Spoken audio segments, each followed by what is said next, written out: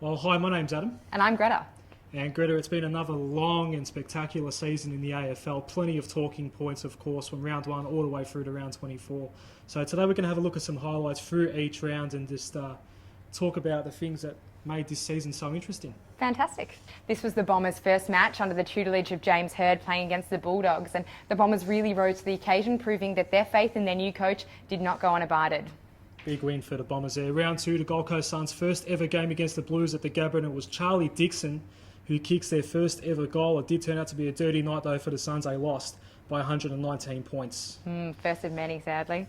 Well, this was an interesting game, if not only for the boxing coach, who was not happy with the tipsters today. It was a highlight match between the Carlton and Magpies, so big crowd pulling. But at the end of the day, the Pies won by 28 points.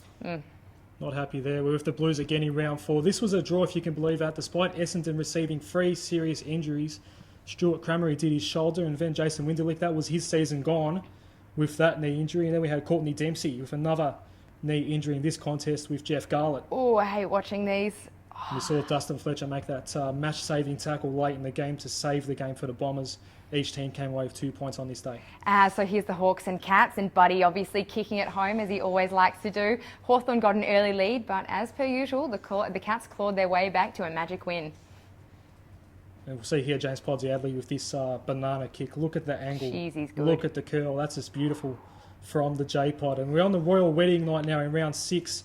C. Judd, the Brownlow favourite, had an absolute blinder on this night for the Blues. They beat the Swans in very, very soggy conditions at the SCG by a couple of goals there. And you might remember this particular game for the massive hit that Jack Trengrove took on Paddy Dangerfield, knocking the living daylights out of him. It's been a really tough year for both the clubs, but in the end, the D's got up by a huge 96 points. 3 week of that one for Trengrove. As we go to round 8, another big hit. Tomahawk runs into Tuvey of the Magpies. This was a blockbuster on a Friday night at the MCG. The Cats continued their unbeaten run in round 8. And this was a really impressive evening for Josh Kennedy against the Bulldogs in round 9. He kicks his 10th goal for the game as the West Coast Surprise season rolled on to a thumping win home. 100-point plus margin there for the Eagles in round 9. But how about this, Greta, for round 10? Carmichael Hunt kicks his first ever goal in the AFL, takes the mark at centre-half forward, 55 metres, right foot, bang, clears the fence. Well, not quite clears the fence, but 6 points nonetheless. And look at the fans at Metricon Stadium. Mental. This was Gary Ablett's first game against the Cats as well. Yeah. In round 10, and also Gold Coast's first ever game at Metricon Stadium. Some big emotions on that one. Well, the D's were accused of playing women's football, which means bruise-free, but in this game they came out all guns blazing, and you can see the relief on Dean Bailey's face right there. Another Hawthorn-Geelong classic at the MCG, and it was Jared Rufford who ended his season with that Achilles injury.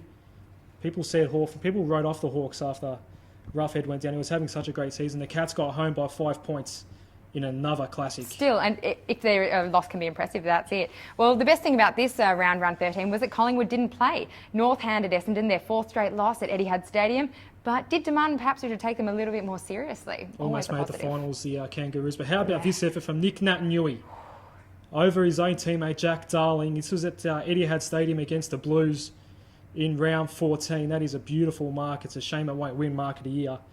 And as all classy players do, he kicked the goal as well. Good boy. And so here we've got the Bombers pulling up the upset of the year against the Cats. Ooh. Round 15, Jake Melsham kicking the winning goal there against Geelong, scaring the living daylights out of them, I would imagine. A week later, the Cats fell to their 2nd straight loss, this time to the Eagles at Patterson Stadium. And here's Andrew Embley, the evergreen. Andrew Embley, the old man, kicks a lovely goal from the boundary.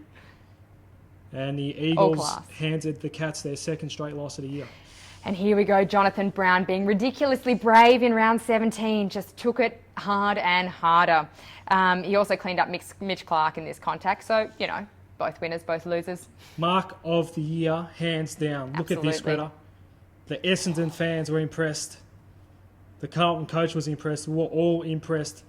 Andrew Skywalker with the mark of the year and probably the decade. Absolutely undeniable that was the mark of the year. Well, round 19 was dirty for the D's, and Dean Bailey, as you can see on the scoreboard, they got thumped.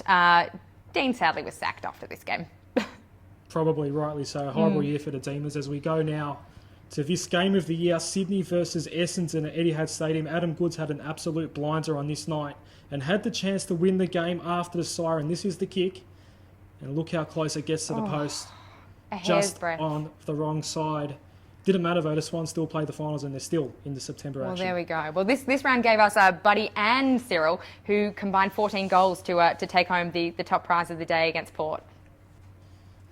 Here we go. Jason Tutt was the Supercoach pickup of the year for myself, Greta. He kicked 3 goals with his first 3 kicks in league football as the Bulldogs went on to smack the Western Bulldogs. This was the Bulldogs' first game with Paul Williams as their standing coach. Wow, and this was an emotional day for the Swans, playing for Jag McVeigh's sadly deceased little girl.